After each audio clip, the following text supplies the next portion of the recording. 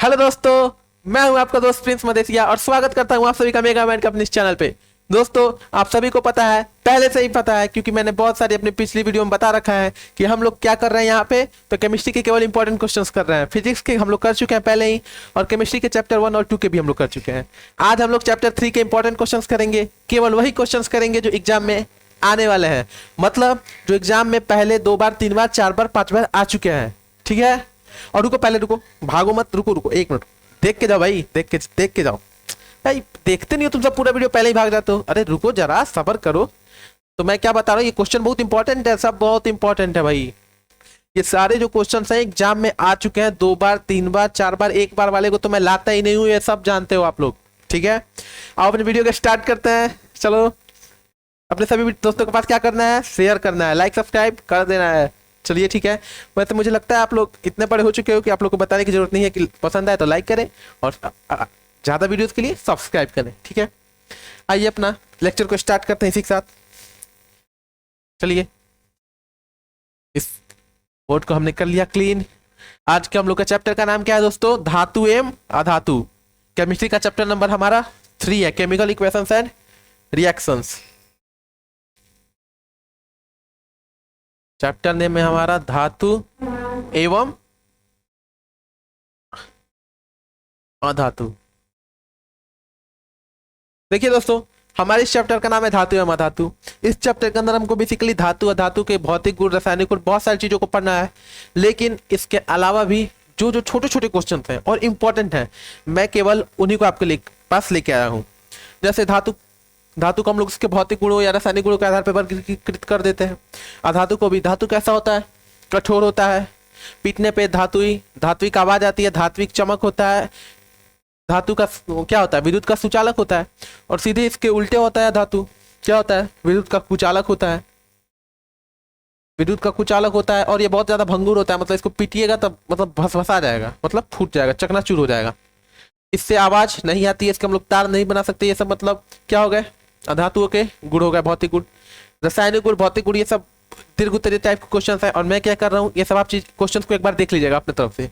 मैं आप लोगों के लिए केवल इंपॉर्टेंट और छोटे क्वेश्चन लेके आया हूँ, जिसको मैं आपको एक छोटी सी वीडियो के अंदर छोटे छोटे कॉन्सेप्ट करके इजिली समझा सकूँ, जिसमें आप 2 नंबर के क्वेश्चन आसानी से कर पाए।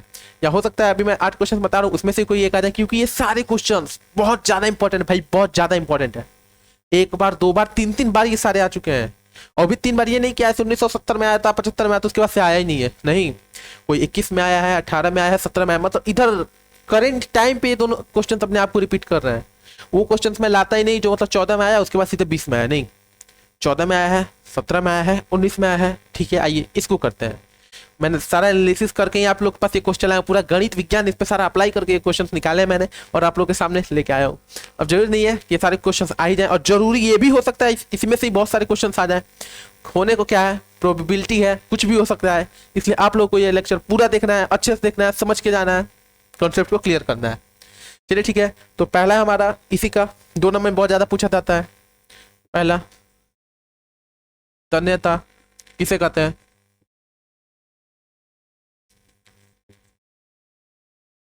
देखिए, कुछ ज्यादा भारी नहीं है, तन्यता किसे कहते हैं। तो तन्यता धातु का वह गुण है जिसके कारण हम उसके तार बना पाते हैं, या तो उसके हम तार उसके खींच पाते हैं। अगर आप लोग केवल इस वर्ड को ऑब्जर्व करें, तो पाइएगा तन्य मतलब हम लोग भोजपुरी में बोलते हैं ना, तानते हैं, तना गया है। तो वही अगर आप लोग भोजपुरी लैंग्वेज में देखें कि जिसको हम लोग तान के तार बना सके, मतलब ये मेरा मार्कर है, इसको हम लोग खींच के तार बना सकते हैं। अगर पीट के तार बना सकते हैं, गर्म करके खींच के तार बना सकते हैं, तो ये मेरा धातु है। और इसी धातु के इसी गुण को हम लोग क्या बोलेंगे, तन्यता बोलेंगे। ठीक है, तो तन्यता किसी भी धातु का वह गुण है जिसके कारण हम उस धातु के तार खींच पाते हैं, या उसको पीटने पर वो बढ़ता है, फैलता है। ठीक है, अगला क्वेश्चन है हमारा, जस्तीकरण क्या है दोस्तों। जस्तीकरण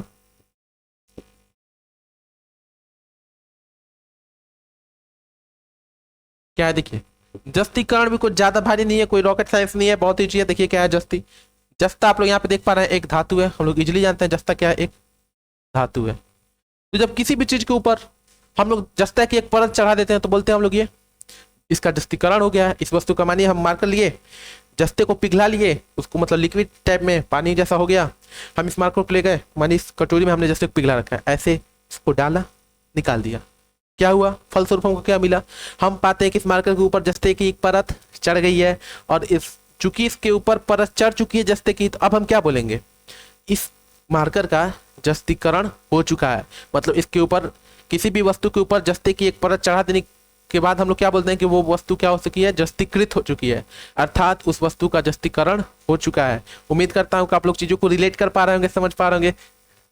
चलिए ठीक है, बहुत छोटे छोटे टॉपिक्स है, बहुत इजी है, बहुत इंपॉर्टेंट है, जितने छोटे उतने इंपॉर्टेंट। ऐसा नहीं है कि केवल आपसे भारी भारी क्वेश्चन पूछेगा, क्योंकि हम आप भी जानते हैं, हम भी जानते हैं, सब कोई जानता है कि मेन मोटिव तो बच्चों को पास कराना है।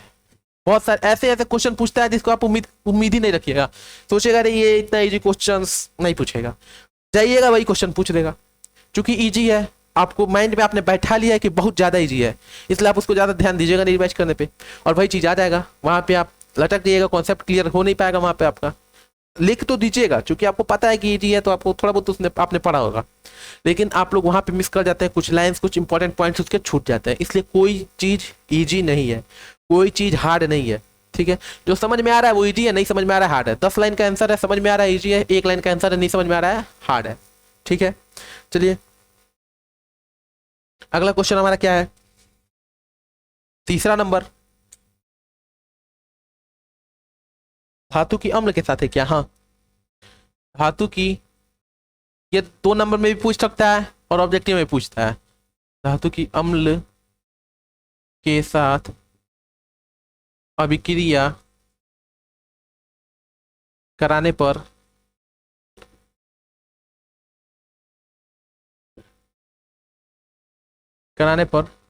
कौन सी गैस मुक्त होती है, कौन सी गैस मुक्त। हम क्या करेंगे, सबसे पहले एक धातु लेंगे और एक अम्ल लेंगे, कौन सी गैस मुक्त होती है, तो सबसे पहले तो हम लोग लिख देंगे, इसमें वर्ड क्या लिखेंगे,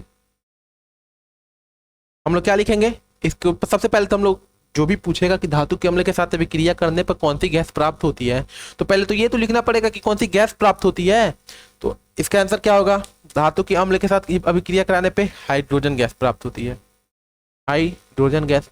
अब आइए करके देखते हैं, मान कैसे लें कि आप सही कर रहे हैं, आपकी बातों को हम क्यों माने, हम कह रहे हैं कि ये होता है, हम काहे माने, काहे माना, तो आप सबूत दीजिए, तो आइए हम आपको अभिक्रिया करा देते हैं।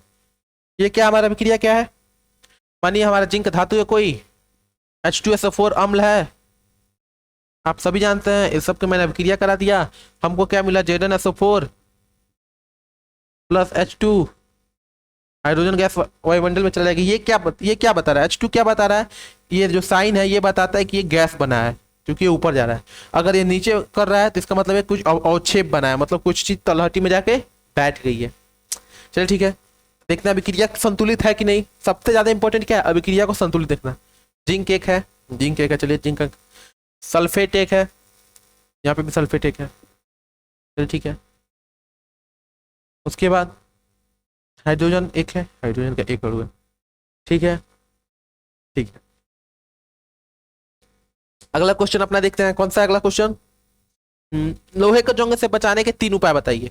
बहुत छोटे छोटे हैं, आप सब जानते हो भाई, लेकिन एक बार रिवाइज कर लो, रिवाइज करने में क्या जाता है, 20 मिनट 15 मिनट की वीडियो है, देख के जाओ यार। क्या है हम लोग का अगला क्वेश्चन, क्या है चौथा, कि लोहे को जंग से, इसको पहले मिटा देते हैं, इसको पहले मिटाते हैं, बोर्ड क्लियर करते हैं, ज़्यादा बोर्ड पे लिखा रहेगा, माइंड ज़्यादा इधर उधर जाएगा, उससे अच्छा क्या है उसको मिटा देते हैं।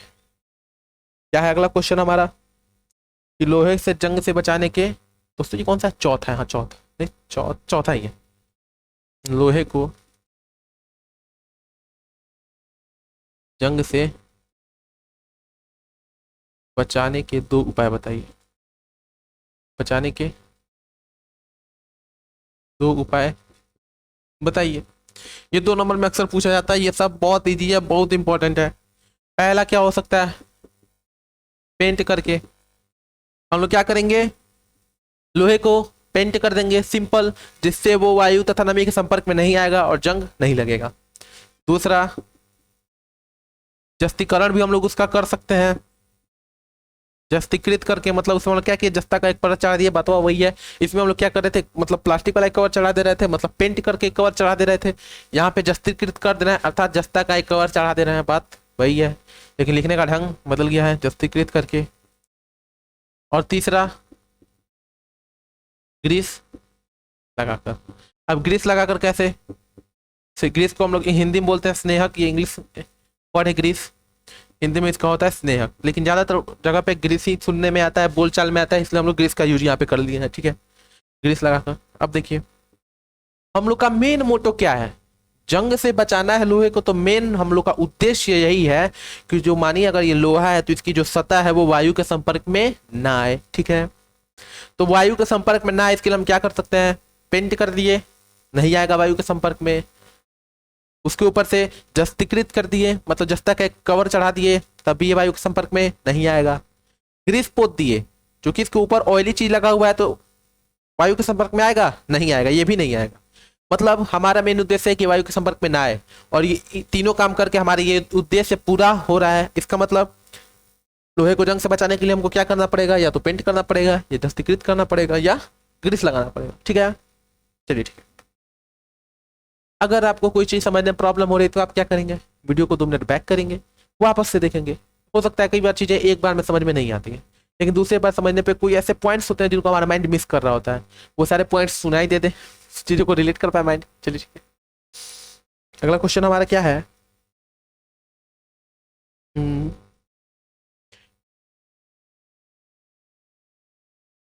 अब देखिए दोस्तों, मैं बार बार मिटाते हुए चला हूँ, लग रहा है कुछ ज्यादा ही पहले। चलिए ठीक है, आप लोग वीडियो को थोड़ा सा बैक करके इसको लिख लेंगे, लिख क्या लेंगे, समझ लेंगे, इतना कुछ रॉकेट साइंस है नहीं, बहुत ईजी है, बिना मतलब का हुआ बना रखा है भाई।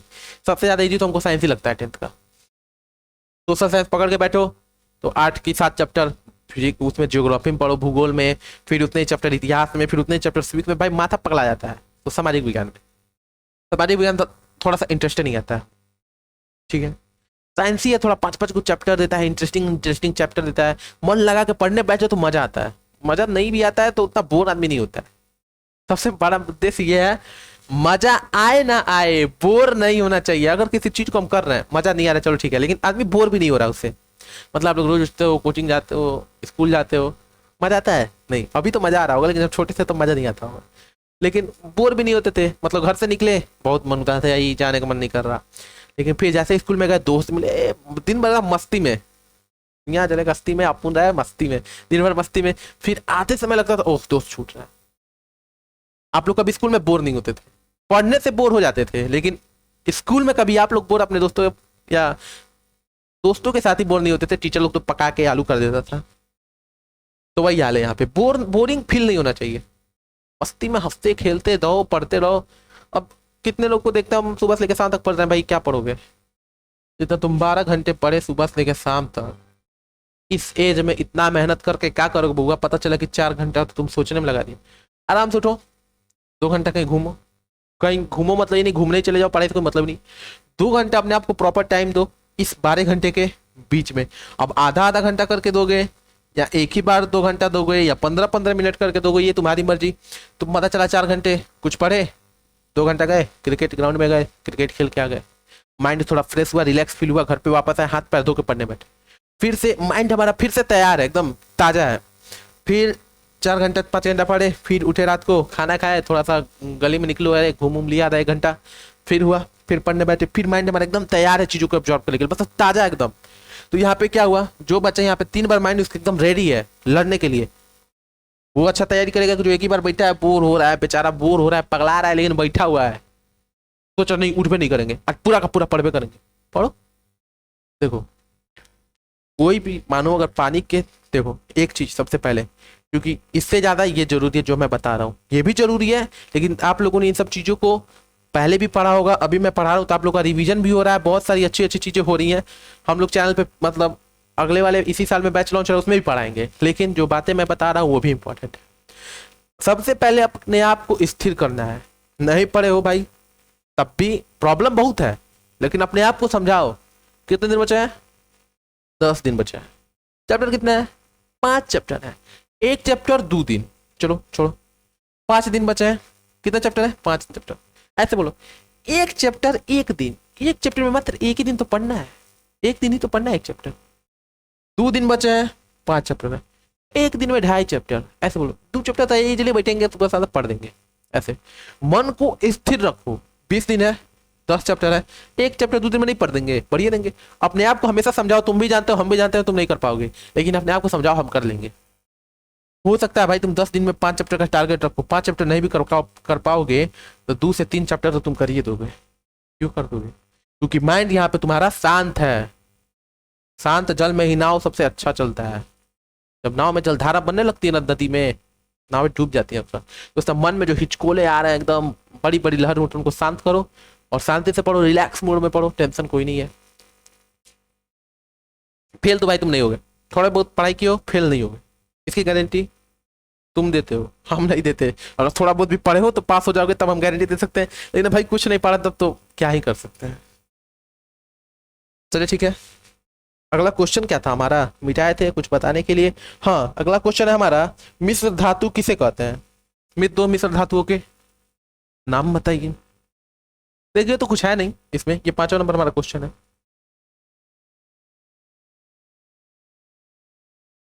मिश्र धातु किसे कहते हैं? मिश्र धातु किसे कहते हैं?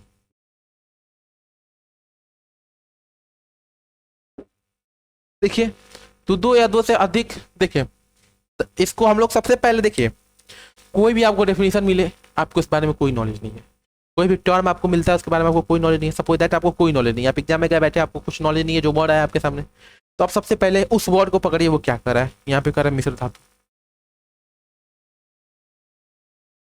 मिश्र धातु। अब इसको तोड़िए, ये आपके पास एक मास्टर ट्रिक हो सकता है कि कोई भी आंसर पता नहीं किसी भी चीज का, लेकिन लगभग में उसको लपेट क्या है, मतलब 5 नंबर का है तो लजातो आएगा तो 2 नंबर 1 नंबर तो आइए जाएगा भाई, 1 नंबर का महत्व है। तो देखो इसको तोड़ो, मिश्र प्लस धातु, मिश्र माने मिश्रण है, धातु माने धातु, मेटल मतलब धातुओं का मिश्रण। बात क्लियर? ठीक है, हो तो क्या, ये तो पूछ रहा मिश्र धातु किसे कहते हैं। तो 2 या 2 से अधिक धातुओं या एक धातु एक धातु के मिश्रण को हम लोग क्या बोलते हैं? मिश्र धातु बोलते हैं। इसको पकड़ो, इसी को तोड़ दो, देखो मिश्रण धातु मतलब 2 धातु के मिश्रण को, या एक धातु या एक धातु के मिश्रण को हम लोग क्या बोलते हैं? मिश्र धातु बोलते हैं। मिश्र धातु हमारे पास कौन कौन है? तो पहला मिश्र धातु है हम लोग के पास कौन सा भाई? पीतल है। कौन सा है पहला? हम लोग अगर बोले तो उदाहरण दीजिए, तो एक पीतल है हमारे मिश्र धातु, और दूसरा आप लोग स्टील ले सकते हो। स्टील वो बर्तन जो घर में खाना खाते हो, वो हो सकता है भाई। क्या टेंशन है, क्या ही टेंशन है, केवल इस वर्ड को पकड़ो। यहाँ पे बहुत मास्टर चीज मैंने बता दी, मतलब मैं अक्सर फॉलो करता था इस चीज को, मतलब मुझे इस बारे में कोई नॉलेज है नहीं। कोई नॉलेज है नहीं, हमसे पूछ दिया भाई, अब क्या करें, कुछ तो बताना है। क्वेश्चन कोई भी छोड़ के मत आना, केवल जो आए वो लिखना, नहीं कुछ आए कुछ भी लिखना, इतिहास का पूछे भूगोल का लिखना, लेकिन लिखना जरूर, लिख के आना। ऐसे नहीं कि खाली क्वेश्चन केवल छोड़ के चले आए, कुछ ना कुछ लिख के जरूर आना। ऐसा बात नहीं कि कोई चीज दिया है, कोई टर्म दिया, इसके बारे में इतना भी नॉलेज नहीं होगा, इतना भी नॉलेज नहीं होगा तो उस वर्ड को ही पकड़ के तुम बहुत चीजें लिख सकते हो, तो लिख के आना। ठीक है, तो यहाँ पे मिश्र धातु हम लोग को सीधे वर्ड को पकड़ के तोड़ देना, बात खत्म। अच्छा, हम जैसे देखो अभी एक उदाहरण दे रहा है, जैसे हम लोग गलनांक पढ़े होंगे, वह ताप जिसपे कोई पदार्थ पिघलना शुरू कर देता है, इसको तोड़ो, संधि विच्छेद करो। गलन, गलना वाला गलन, अंक मतलब वह अंक, तापमान का वह अंक जिस पर कोई पदार्थ गलना शुरू कर देता है उसी को हम लोग गलनांक बोलते हैं। बात खत्म, 100 की सीधी बात। केवल वर्ड को ही पकड़े, तोड़े, संधि विच्छेद किए, हमको अपना आंसर मिल गया। तो अगर वर्ड से तुम आंसर को रिलेट कर पा रहे हो भाई, वर्ड से अगर आंसर को रिलेट कर पा रहे हो तो तुमको कभी नहीं भूलेगा, लेकिन अगर आंसर को वर्ड से, क्वेश्चन के जो कीवर्ड है उससे रिलेट नहीं कर पा रहे हो तो प्रॉब्लम है, प्रॉब्लम बहुत सीरियस प्रॉब्लम है। तो सबसे पहले क्वेश्चन को उसके मेन वर्ड्स, क्वेश्चन का जो कीवर्ड है, जो मेन चीज है, उससे रिलेट करना सीखो। मैं जानता हूँ यहाँ पे उतना टाइम है नहीं सीख पाए, इसलिए मैं आपको कुछ टॉप ट्रिक भी बताते चल रहा हूँ। इसको अगर आप लोग थोड़ा बहुत भी फॉलो करके, हो सकता है 10 को आंसर लिखो, 8 को गलत हो जाए, 2 को तो सही होगा, 2 को तो सही होगा, कम से कम 1 को सही होगा, 5 नंबर मिलेगा ना। और मानो 10 क्वेश्चन 50 नंबर का था, 5 भी नंबर मिलेगा। जीरो से, वही ना बोलते हैं कुछ नहीं से कुछ सही, मतलब हमको अभी 1 रुपया नहीं मिल रहा है, कुछ नहीं से कुछ नहीं से कुछ सही। मतलब अभी हम 1 रुपया के आदमी नहीं है, मतलब हमको 10 रुपया कौन देने वाला नहीं है, लेकिन उसी में कोई आता है बोलता है भाई मैं तुमको 5 रुपया दूंगा, तुमको मेरे लिए क्या करना है, तो तुमको मेरे लिए केवल यही करना है कि तुमको हमारे साथ रहना है। क्यों रहना है साथ में? तुमको हमारे साथ क्लास में बैठना है, तुमको हमसे टीचर जो भी बता रहा है उसमें कुछ फंस रहा है तो तुमको हमको उस चीज को क्लियर करना है, क्योंकि हमको पिछले 5 दिन से हम अपसेंट थे, तो हम तुमको मतलब हर क्लास का 5 रुपया देंगे, सपोज दैट। तो अभी हम कुछ नहीं से तो कुछ तो हुए, 5 रुपए के आदमी अब हमें तो वही हाल है, कुछ नहीं से कुछ सही। अगर 50 नंबर के 10 क्वेश्चन आ गए, उसमें तुम तुक्का मारते हो इस वाले ट्रिक को अपना के, तो 9 क्वेश्चन गलत होंगे, 10वां क्वेश्चन सही होगा, उस पर तुमको 5 नंबर मिल जाएगा। उतना गलती करने का तो संभावना नहीं है, लेकिन मानो हम बहुत बहुत मूर्ख आदमी है, बहुत है मूर्ख। हम 10 को बताइएगा, हम 5 को गलती करेंगे, 9 को गलती करेंगे, 5 एक को सही करेंगे, वही वही एक सही आपको 5 नंबर दिला के जाएगा। और जो 9 आप लोगों ने अपने मन से थोड़ा थोड़ा जोड़ जोड़ के लिखा है ना, वो एक एक नंबर दिला के जाएंगे, कम से कम 1 नंबर दिला के जाएगा, नहीं से तो 0। मतलब मानो 3 क्वेश्चन में एक एक नंबर भी मिल गया, 5 नंबर मिल गया, तो तुम्हारा 8 नंबर बन गया। 50 नंबर का क्वेश्चन तुमको नहीं आ रहा था, लेकिन फिर भी तुमने 8 नंबर का उसमें से निचोड़ लिया। उसको कहते हैं ट्रिक, दिमाग, दिमाग चलाना सीखो। ठीक है, ये भी हो गया। सोना चांदी और प्लेटिनम के आभूषण क्यों बनाए जाते हैं? बताइए। सोना चांदी हम लोग, रुकिए पहले क्वेश्चन लिख देते हैं, ये मेरा 7 है, 7 है। सोना चांदी और प्लेटिनम, इन्हीं सब की क्या होता है आभूषण? हम लोग क्यों बनाते हैं? लोहा के मतलब आभूषण क्यों नहीं बना लेते हैं? लोहा भी है, पीतल भी है, तांबा भी है, इन सब का भी आभूषण बनता है, लेकिन लोहा का नहीं बनता है। लोहा का हम लोग आभूषण काहे नहीं बना लेते हैं? सोना चांदी और प्लेटिनम का काम बनाते हैं, क्योंकि सोना चांदी और प्लेटिनम ये तीनों में क्या होती है? चमक बहुत ज्यादा होती है। दूसरी बात, इनका संचारण बहुत कम होता है, मतलब ये बहुत धीमी गति से नष्ट होते हैं, मतलब कई सालों बाद भी उनकी चमक वैसी की वैसी ही रहती है। अगर हम किसी लोहे को ले लें और रख दें घर के अंदर, तो पता चलेगा 10 साल बाद वो लोहा बेचारा एकदम मरने के लास्ट स्टेज पे है। 20 साल बाद तो उसका पता ही, 40 साल बाद तो उसका अस्तित्व ही गायब हो जाएगा उस धरती पे से, कि वहां पे कभी हम लोहा भी रखे थे। लेकिन कई साल, सैकड़ों साल पुराना गड़ा गड़ा खजाना हम लोग को मिलता है। क्यों मिलता है? क्योंकि सोना बहुत जल्दी खराब नहीं होता, बहुत बहुत कल्पना आप नहीं कर सकते, इतना स्लो गति से, मतलब खराब हो ही नहीं सकता, सब जाता आप लोग मान सकते हो। बहुत धीमी गति से इसका संचालन होता है, बहुत बहुत धीमा गति। चांदी का भी वही हाल है, ये थोड़ा इसके मुकाबले में थोड़ा सा ज्यादा स्पीड से होता है, लेकिन फिर भी ये भी बहुत धीमा है। क्योंकि अगर ये 10 के पावर 20 है, उसका 10 का पावर -20 है, तो इसका पावर 10 का पावर 10 से मान सकते हैं आप ऐसे। मतलब ये बहुत ज्यादा, मतलब खराब ही नहीं होता भाई, बहुत बहुत स्लो। इसका भी वही हाल है, और प्लेटिनम का भी वही हाल है, जो कि बहुत बहुत धीरे धीरे ये सब संचारण होता है इनका, बहुत धीरे धीरे कमजोर होता है, बहुत धीरे धीरे, कई हजारों सालों में इनका क्या होता है? सोना पता चलता है इजिप्ट में आज से 2000 साल पहले वाला एगो मकबरा जो था, वो आज तोड़ा गया है, तोड़ा नहीं गया सॉरी, उसको खोला गया है। उसके अंदर से 50 कुंटल सोना निकला है। कहाँ से निकला? 2000 साल पहले तो उसको अपन उस सब क्या किया था, बंद कर दिया था। आज उतना साल बाद भी सोना निकल गया। काहे निकल गया? क्योंकि सोना बहुत धीमी गति से खराब होता है, इसलिए हम लोग सोना चांदी और प्लेटिनम के क्या करते हैं? आभूषण ज्यादातर बनवाते हैं, क्योंकि एक उनको चमक बहुत शानदार होती है, दूसरा वो बहुत धीमी गति से खराब होते हैं, बहुत अधिक दिन तक चलते हैं। आप लोगों ने घर पे देखा होगा, पुश्त है नहीं यार, कोई पुश्त से चला आ रहा है, तो वही हाल है। तो सोना चांदी और प्लेटिनम का आभूषण हम लोग इसलिए ज्यादा बनाते हैं, ठीक है। लोहे का इसलिए नहीं बनाते हैं क्योंकि उसका संचालन बहुत बहुत तेजी से होता है। आप लोग किसी लोहे को अगर खुले में रख दें, तो आप 10 दिन बाद पाइएगा कि उसके ऊपर लाल रंग के खल खल की पूरी पूरी परत, वही यार, ठीक है। अगला क्वेश्चन अपना देखते हैं। सोडियम को किरोसिन में डुबा के क्यों रखा जाता है? दोस्तों, तो ये आज हमारा लास्ट क्वेश्चन है। मैं पूरा पूरा कोशिश कर रहा हूँ, मेरा पूरा प्रयास है कि आप लोग को छोटे से छोटा वीडियो दिया जाए और उसमें सभी इंपॉर्टेंट से इंपॉर्टेंट क्वेश्चंस कवर किए जाए। मतलब टाइम लगा अपना कम, नॉलेज मिला ज्यादा, ठीक है। आइए, क्या क्वेश्चन हमारा? सोडियम को किरोसिन में डुबा के क्यों रखा जाता है? सोडियम तो केरोसिन है लो भाई, हाँ कीरोसिन ही है, कीरोसिन में डुबा कर क्यों रखते हैं। अच्छा जिसको पता है वो कमेंट सेक्शन में लिख देगा, वैसे मैं बता रहा हूँ यहाँ पे, लेकिन जिन लोगों को पता है वो लोग क्या करेंगे उसका डेफिनेशन, या जिनको देखो जो जो क्वेश्चंस मैं करा रहा हूँ अगर आपको पहले से ही पता है, अच्छे से पता है, तो आप लोग कमेंट सेक्शन में लिख दो भाई, कुछ आप बच्चों का भी हेल्प हो जाए, हम लोग को ये पता चले कि आपका मतलब नॉलेज लेवल कितना है, उसी तरह से आप लोग के लिए हम लोग वीडियो डिजाइन करेंगे। तो सोडियम को केरोसिन में डुबाकर क्यों रखते हैं, क्यों,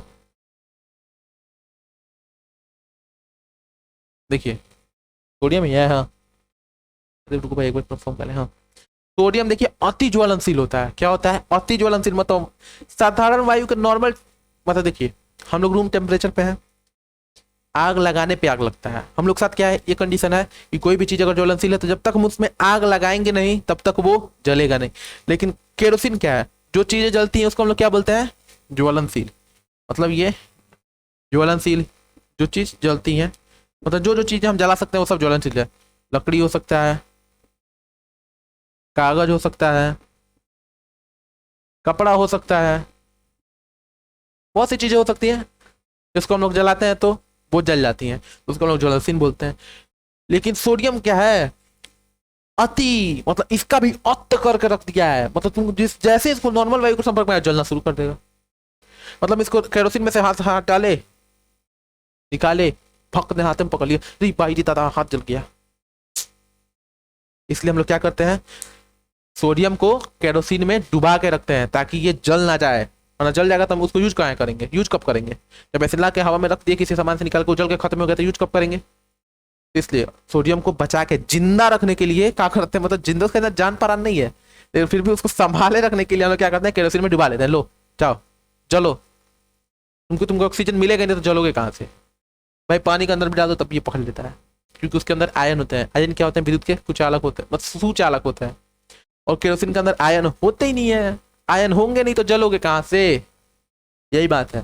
तो सोडियम को इसीलिए हम लोग केरोसिन में डुबा के रखते हैं, ये बहुत इंपॉर्टेंट, ये वाला भाई बहुत इंपॉर्टेंट सब है, ऐसा कोई नहीं है कि मैं ऐसे मुंह उठा के कोई भी क्वेश्चन लेके चला आया हूँ, इन सभी क्वेश्चन के पीछे एक प्रॉपर रिसर्च है, कुछ रिसर्च हमने की है, कुछ हमारे रश्मि मैडम ने की है अपने क्वेश्चन के लिए, कुछ सोनाली मैडम की है अपने क्वेश्चन के लिए, मतलब समझो हम लोग एक साथ बैठते हैं अपना अपना टॉपिक लेते हैं, ग्रुप डिस्कशन होता है, बहुत सारे कंटेंट है, बहुत सारे मटेरियल है, सबको हम लोग एक साथ मिलाते हैं, उसमें से इंपॉर्टेंट क्वेश्चंस निकालते हैं, फिर आपस में डिस्कशन होता है, फिर उस क्वेश्चन को एक पीपीटी तैयार किया जाता है, एक प्रिंट आउट निकाला जाता है, उस प्रिंट आउट को लेके मैं आता हूँ आपके सामने, इंपॉर्टेंट क्वेश्चन है, उसमें भी मैं इंपॉर्टेंट टॉपिक्स मतलब उसमें लिख के रखता हूँ, कहीं ये छूट ना जाए, क्या मतलब ऐसा नहीं है मैं इसको नहीं बता सकता, बता सकता हूँ लेकिन फिर भी मैं उसको सामने रखता हूँ ताकि कुछ मिस ना हो जाए, तो इसलिए आप लोग इन सभी क्वेश्चन को हल्के में किसी को भी आप नहीं ले सकते, हाँ इसमें ये इंपॉर्टेंट है, मतलब 8 में मानिए वो 90 उसकी प्रोबेबिलिटी 80 है आने की, तो इसकी 100